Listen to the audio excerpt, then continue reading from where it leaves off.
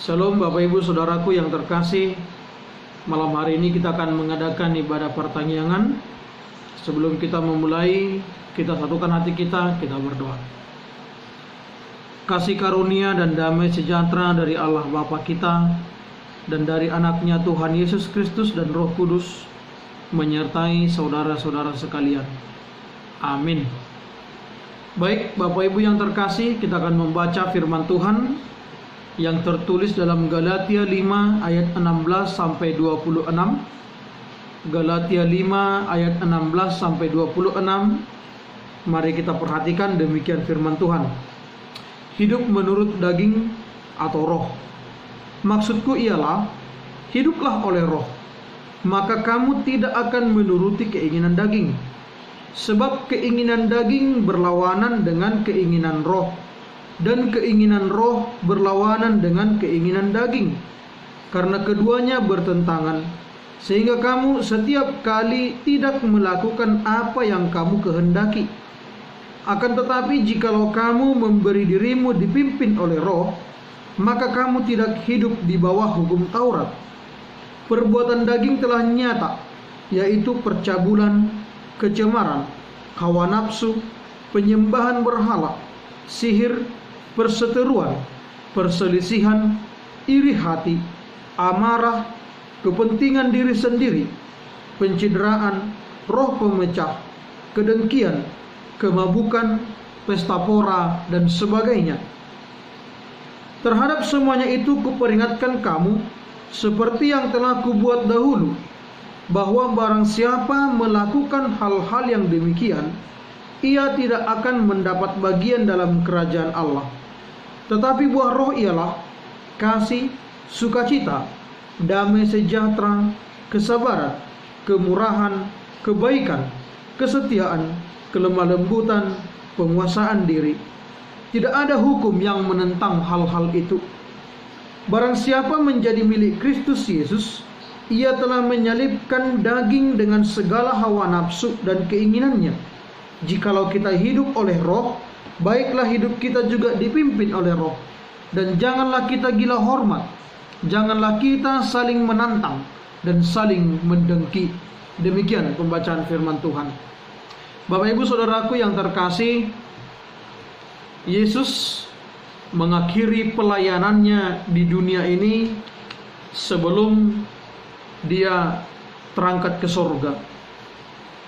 Dan ketika 40 hari Yesus menaklukkan kematian, barulah Yesus berangkat atau terangkat ke surga untuk dapat duduk di singgasananya dalam kerajaannya yang penuh dengan kemuliaan. 10 hari setelah Yesus terangkat ke surga, atau tepat 50 hari setelah dia bangkit, itulah yang kita sebut dengan hari Pentakosta, hari ke-50. Yesus menggenapi apa yang dia janjikan kepada para muridnya, apa yang dia janjikan kepada para pengikutnya, yaitu dia akan mengirimkan roh, roh penghibur, roh penolong, roh yang menguatkan para murid-muridnya dalam melanjutkan estafet pelayanan daripada Yesus Kristus di dunia. Bapak Ibu Saudaraku yang terkasih, ketika Yesus mengutus Roh Kudus, sebagaimana kita sudah tahu proses daripada turunnya Roh Kudus melalui lidah-lidah api dan angin yang kencang datang kepada para murid ketika itu. Nah, ada banyak lagi hal yang ditunjukkan oleh Yesus kepada kita, kepada murid-muridnya, bagaimana dia benar-benar akan menaungi, akan menolong, akan menguatkan kita semua dalam memberitakan Injil.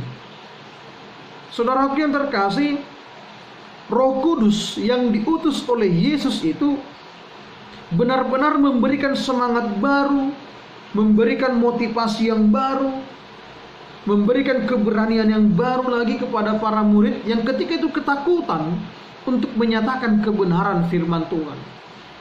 Sama halnya ketika Paulus yang saat itu bernama Saulus dia juga mengalami bagaimana roh Tuhan itu menangkap dia.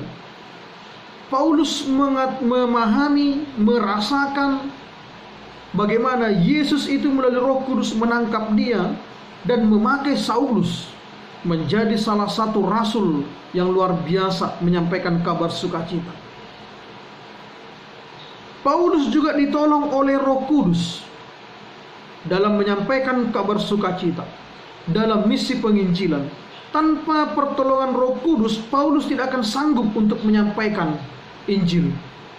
Tanpa pertolongan Roh Kudus, Paulus tidak akan punya kekuatan untuk menyampaikan kabar keselamatan. Maka sehingga Paulus menyampaikan kepada kita, menyampaikan kepada jemaat di Galatia, hidup tanpa Roh Kudus itu tidak ada gunanya. Hidup di luar Yesus Kristus itu adalah kesia-siaan dan kehampaan. Sama halnya dengan Paulus. Mungkin bagi banyak orang, atau ketika dia masih menjadi Saulus, banyak penghormatan yang dia terima. Namanya begitu dikenal, namanya begitu masyhur. Tapi ketika dia memilih Yesus sebagai juru selamat, nama yang dulu diagung-agungkan kini dikejar, kini difitnah, bahkan harus dihukum mati. Untuk itu Paulus memberikan kepada kita apa yang sebenarnya harus menjadi identitas kita. Paulus memberikan sebuah perbandingan terkait dengan keinginan, terkait dengan bagaimana hidup orang yang percaya. Perbandingan yang Paulus berikan kepada kita atau kepada jemaat Galatia juga, bagaimana orang Kristen hidup. Apakah harus menurut kepada keinginan dagingnya atau mengikuti keinginan atau tuntunan Roh Kudus? Paulus memberikan gambaran-gambaran yang sangat nyata. Di sini dikatakan bahwa keinginan daging itu akan menuntut kita untuk berbuat atau bertindak demi mencapai kesenangan kita semata, dengan mengabaikan apakah itu berkenan di hadapan Tuhan atau tidak. Bahkan sekalipun kita tahu keinginan daging ini atau yang kita lakukan itu tidak berkenan kepada Tuhan, tapi karena ini berhubungan dengan kepuasan daripada diri kita, kepuasan daripada ego kita, maka kita akan mengabaikan kehendak Tuhan dalam kehidupan kita. Itulah keinginan daging, selalu bertentangan dengan keinginan Tuhan. Makanya Paulus mencontohkan dalam nats ini ayat 19, perbuatan daging itu telah nyata: percabulan, kecemaran, hawa nafsu, penyembahan berhala, sihir, perseteruan, perselisihan, iri hati, amarah, kepentingan diri sendiri, pencideraan, roh pemecah, kedengkian, kemabukan, pesta pora, dan lain sebagainya. Dan masih banyak lagi dosa-dosa keinginan daging yang sangat bertentangan dengan kehendak Kristus. Apa yang akan diperoleh orang ketika dia mengikuti keinginan dagingnya? Seperti yang saya katakan tadi, ada kepuasan yang akan dia dapatkan, namun kepuasan yang semu, kepuasan yang membawa dia kepada malapetaka, kepuasan yang membawa dia menjadi orang yang jauh dari Tuhan, kepuasan yang membuat dia menjadi celaka, kepuasan yang mempermalukan dia nantinya. Maka Bapak Ibu yang terkasih, inilah keinginan daging yang harus dihindarkan, yang harus dihilangkan dari seorang pengikut Kristus. Keinginan daging ini akan bisa kita hindarkan jikalau kita hidup dalam tuntunan Roh Kudus. Artinya tanpa Tuhan, tanpa Yesus, tanpa Roh Kudus, keinginan daging ini tidak akan bisa keluar dari hidup kita. Dia akan melekat terus. Tanpa kita tinggal bersama dengan Tuhan, tanpa kita masuk dalam rencana Tuhan, keinginan-keinginan daging ini akan menjadi ciri khas kita, akan menjadi pola hidup kita senantiasa dan setiap hari. Dan kita akan menikmatinya seakan-akan tidak ada yang salah. Karena apa? Karena kita memilih jauh daripada Tuhan. Nah, untuk itu supaya kita tidak dikuasai oleh keinginan daging ini, apa yang harus kita lakukan? Kembali Paulus menjelaskan kepada kita. Tetapi buah roh ialah, nah, berarti kita harus hidup dalam roh, harus hidup dalam Kristus. Dan hidup di dalam Kristus akan kelihatan dari yang pertama, kasihnya. Bagaimana kasih yang harus kita terapkan? Kasih apa yang mau kita tunjukkan? Kasih yang bagaimana yang mau kita nyatakan dalam hidup kita? Yaitu kasih yang didasari dengan ketulusan, sebagaimana Yesus dengan tulus mau mengasihi kita, Bapak Ibu yang terkasih. Kasih, sukacita, damai sejahtera, kesabaran, kemurahan, kebaikan, kesetiaan, kelemah lembutan, penguasaan diri. Itu hal-hal, bahkan sekolah minggu juga selalu mengatakan itu dalam lagu-lagu mereka tentang buah-buah roh ini. Nah, sekarang kita diberi pilihan, hidup yang bagaimana yang mau kita nyatakan, hidup yang bagaimana yang mau kita hidupi. Maka buah-buah roh ini dikatakan tadi tidak ada hukum yang benar yang menentang akan hal itu. Semua hukum yang diajarkan oleh Kristus, khususnya hukum Taurat yang disampaikan oleh Allah kepada orang Israel melalui Musa, tidak ada yang menentang daripada yang dikatakan oleh Paulus ini. Hukum Taurat juga mengajarkan akan buah-buah roh. Hukum Taurat juga mengajarkan untuk mengasihi Allah dan mengasihi sesama manusia. Hukum Taurat juga mengajarkan supaya kita hidup dalam sukacita, damai sejahtera. Maka inilah yang harus kita miliki sebenarnya sebagai orang yang percaya kepada Kristus. Tidak ada kehidupan yang lebih baik selain daripada hidup bersama dengan Tuhan. Maka jikalau kita mengatakan bahwa kita ini adalah milik Kristus sebagaimana ayat 24, maka kita harus menyalipkan keinginan daging dan hawa nafsu kita. Kita harus memakukan dengan sukarela, harus mematikan dengan sukarela, dengan tulus segala keinginan daging tadi. Sekalipun dia akan selalu muncul, keinginan daging ini akan selalu muncul, ingin menguasai, ingin menjauhkan kita dari Tuhan. Tapi jika kita menyerahkan hidup kita kepada Roh Kudus, kepada tuntunan Roh, maka keinginan daging itu akan selalu kalah dan tidak berkuasa menguasai hidup kita. Kemudian di sini yang mau disampaikan kepada kita,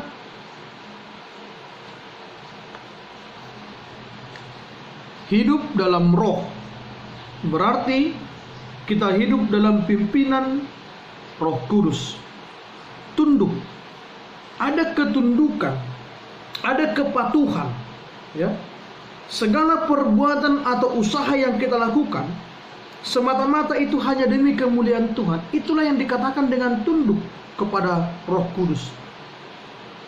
Saya akan baca kepada kita Bapak Ibu dari Yakobus 7, Yakobus 4 ayat 7 sampai 8a, dikatakan demikian. Karena itu tunduklah kepada Allah dan lawanlah iblis, maka ia akan lari daripadamu. Mendekatlah kepada Allah dan ia akan mendekat kepadamu. Tunduklah kepada Allah. Dengan kita tunduk kepada Allah, tunduk kepada Yesus Kristus, tunduk kepada Roh Kudus, maka kita akan diberi kekuatan untuk melawan iblis dan ia akan lari daripadamu. Keinginan dagingmu, keinginan berdosamu akan lari daripada kehidupan kita. Karena apa? Karena ada ketundukan, ada kepatuhan kepada Roh Kudus. Sama halnya dengan tema kita dikatakan roh yang menuntun. Roh itu kan menuntun kita untuk melawan keinginan-keinginan daging kita, asal kita mau dituntun, asal kita mau diatur. Maka segala perbuatan yang kita lakukan pun itu selalu berpadanan, seiring, sama sejalan dengan apa yang Tuhan inginkan kepada kita. Seorang yang melakukan sesuatu agar namanya dihormati, ya, atau orang yang berbuat menolong orang lain agar namanya dihormati, seperti yang dikatakan ayat 26, janganlah kamu gila hormat. Artinya orang yang selalu menantikan, merindukan, menginginkan penghormatan, pujian, kespesialan, diagung-agungkan, ini merupakan sebuah kegagalan rohani dalam mewujudkan dirinya sebagai orang Kristen yang diinginkan oleh Tuhan. Karena apa? Seperti yang telah disampaikan kepada kita, setiap apa yang kita lakukan haruslah demi hormat kemuliaan bagi nama Tuhan. Bukan menjadi hormat kemuliaan bagi nama kita. Bukan supaya kita dieluk-elukan. Bukan supaya orang bersorak-sorai akan apa yang kita lakukan. Karena setiap orang yang merindukan penghormatan, menginginkan pujian, ini akan menuntun dia kepada sifat kesombongan pada akhirnya. Jikalau kita ingin dihargai, biarlah Tuhan yang menghargai segala perbuatan kita. Karena Tuhan tidak pernah mengabaikan apapun yang kita lakukan selagi itu benar di hadapannya. Dan Dia tidak akan mengabaikan ketika perbuatan kita salah. Dia akan memberikan peringatan juga kepada kita. Maka tidak perlu mencari yang namanya pujian kepada siapapun, karena cukuplah Tuhan yang memberikan sebuah hal yang baik bagi kita melalui apa yang kita perbuat. Maka prinsip yang harus kita pegang tadi adalah seperti yang saya katakan, apapun yang kita lakukan, lakukanlah dengan tulus supaya nama Tuhan dimuliakan. Bahkan sekalipun kita diabaikan, kita dilupakan, biarlah Tuhan tetap menjadi yang terutama dari setiap pekerjaan kita. Itulah yang dikatakan Paulus di sini. Jangan kita gila hormat. Janganlah kita saling menantang. Jangan saling mendengki. Karena itulah keinginan daging. Mungkin ketika kita mengadakan sebuah perkelahian, mengadakan sebuah dosa-dosa yang dikatakan tadi dalam ayat 19 dan berikutnya, ada kepuasan di hati kita kalau kita menang. Tapi kepuasan itu hanya akan menjadi sesuatu yang semu. Itulah sebabnya Bapak Ibu yang terkasih, keberhasilan apapun yang kita peroleh, kesuksesan apapun yang kita peroleh, harus kita persembahkan sepenuhnya itu untuk menjadi kemuliaan bagi nama Tuhan. Itulah orang yang hidup dalam tuntunan Roh Kudus tadi. Sebagaimana tema kita mengatakan, Roh Kudus yang menuntun.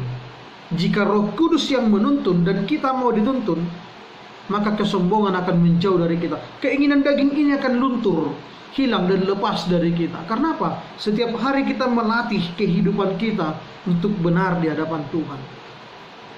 Maka untuk itu Bapak Ibu yang terkasih, jikalau engkau menginginkan, jikalau kita menginginkan agar rumah kita, keluarga kita, pekerjaan kita, dan semua rencana kita diberkati oleh Tuhan, jika kita menginginkan itu, maka andalkanlah Tuhan, andalkan Roh Kudus Tuhan untuk memimpin kita. Jikalau Roh Kudus yang memimpin kita, maka sukacita akan melingkupi hidup kita senantiasa.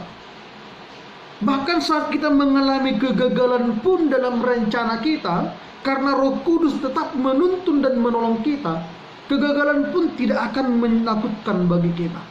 Kegagalan pun tidak akan mengecewakan bagi kita. Tapi kegagalan itu menjadi sebuah refleksi bagi kita nantinya untuk berbuat yang lebih baik lagi. Akan tetapi jikalau kita menolak, tidak mau menerima bimbingan dan pimpinan Roh Kudus, kehidupan kita hanya akan dipenuhi oleh kecemasan, dipenuhi kegelisahan, dipenuhi kekhawatiran, dipenuhi ketakutan, yang akhirnya menuntut kita atau menjauhkan kita lagi dari Tuhan, menuntut kita untuk tidak lagi mengandalkan Tuhan. Inilah keputusasaan, bagian daripada orang yang hidup dalam keinginan daging tadi. Karena keinginan daging itu tidak akan mendekatkan kepada Tuhan. Keinginan daging ini identik dengan dosa. Makanya dikatakan daging itu adalah lemah, roh yang penurut. Maka jikalau roh kita lebih kuat untuk menurut kepada Tuhan, patuh kepada Tuhan, maka daging yang lemah ini pun tidak akan bisa berkutik. Dia akan ikut juga kepada keinginan roh kita. Bapak Ibu yang terkasih, jika kekhawatiran, jika ketakutan, kecemasan dan kegelisahan saat ini melanda kehidupan kita, maka Anda harus tahu kemana Anda harus pergi. Anda harus tahu apa yang harus Anda lakukan mengatasi itu. Solusi terbaik daripada untuk menghadapi kecemasan, kegelisahan dan kekhawatiran kita, bahkan ketakutan kita, khususnya akan hari esok, hanya satu: andalkanlah Tuhan Yesus Kristus. Biarkanlah hidup kita dipimpin oleh Roh Kudus. Hiduplah senantiasa dalam pengharapan. Usahakanlah apa yang bisa kita lakukan sembari kita berdoa kepada Tuhan. Firman Tuhan yang mengajar kita, saya akan bacakan lagi dari Yeremia pasal 17. Yeremia pasal 17 ayat 7 sampai 8. Diberkatilah orang yang mengandalkan Tuhan, yang menaruh harapannya pada Tuhan. Ia akan seperti pohon yang ditanam di tepi air, yang merambatkan akar-akarnya ke tepi batang air, dan yang tidak mengalami datangnya panas terik, yang daunnya tetap hijau, yang tidak khawatir dalam tahun kering, dan yang tidak berhenti menghasilkan buah. Diberkatilah orang yang mengandalkan Tuhan. Jikalau Anda ingin diberkati, andalkanlah Tuhan. Jikalau usaha Anda ingin berhasil, andalkanlah Tuhan. Bukan penglaris, bukan keinginan dunia, bukan sihir seperti dikatakan Paulus tadi, bukan pesugihan, bukan mamele, bukan itu yang diinginkan oleh Tuhan.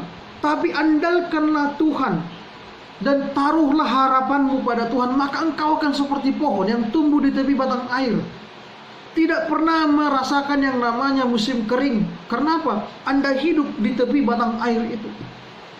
Orang yang mengandalkan Tuhan tidak akan pernah merasakan hidupnya gersang. Bahkan sekalipun mengalami masalah yang berat, tidak ada kegersangan dalam dirinya. Karena apa? Dia tinggal di tepi batang air, yaitu dekat dengan Yesus Kristus. Sekalipun musim kemarau datang, dia tidak akan mengalami yang namanya kekurangan air. Karena apa? Dia hidup bersama dengan sumber air. Sekalipun banyak masalah, tidak akan menghancurkan kehidupan kita. Karena apa? Kita hidup bersama dengan Tuhan yang memberikan solusi. Maka kualitas hidup kita akan semakin meningkat jikalau kita bersama dengan Tuhan. Bahkan dikatakan hidupnya tidak pernah berhenti menghasilkan buah. Pada musim yang baik, pada musimnya dia akan mendatangkan buah-buah yang baik. Tidak pernah berhenti memberikan yang baik bagi kehidupannya, bagi sesamanya. Bahkan segala yang dia perbuat menjadi hormat kemuliaan bagi nama Tuhan. Sekalipun pohon itu berbuah, yang dipuji adalah karena dia tinggal di tepi batang air.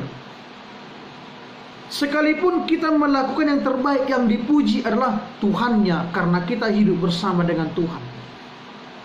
Bapak Ibu yang terkasih, kiranya hidup kita senantiasa menghasilkan buah-buah yang baik. Dan marilah kita arahkan hidup kita untuk senantiasa hidup dalam tuntunan Roh Kudus. Marilah kita arahkan hidup kita untuk hidup dalam aliran sungai kasih Kristus. Di sanalah kita akan menemukan air kehidupan. Di sanalah hidup kita akan membuahkan keberhasilan. Di sanalah hidup kita akan membuahkan berkat. Sehingga kemanapun kita berada, sama seperti Yesus yang selalu membawa damai, membawa kasih, membawa keceriaan, membawa sukacita, demikian juga kita. Di mana kita hadir, di sana ada damai. Di mana kita berada, di sana ada sukacita. Karena kita adalah pengikut-pengikut setia daripada Yesus Kristus. Berbahagialah yang hidupnya dituntun oleh Roh Kudus. Amin. Kita berdoa. Terima kasih Bapa, kami mengucap syukur kepadamu. Firman-Mu telah kami dengar, yang mengajar kami untuk hidup dalam kasih Kristus, hidup dalam pimpinan Roh Kudus. Maka saat ini kami serahkan hidup kami untuk Engkau bimbing dan Engkau pimpin ke jalan yang sesuai dengan kehendak Tuhan.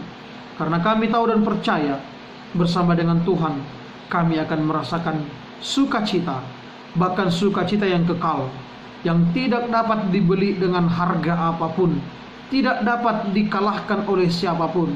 Karena Tuhan kami adalah Tuhan yang luar biasa, yang menguasai segala apa yang ada di dunia ini.